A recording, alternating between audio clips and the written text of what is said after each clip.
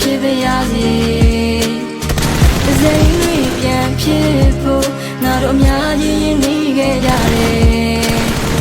။နောက်ရင်တွေအသေးမှပြောနေတဲ့မင်းကတိတ်လာတယ်။ဒါလာဒါလာဒါဒါဒါ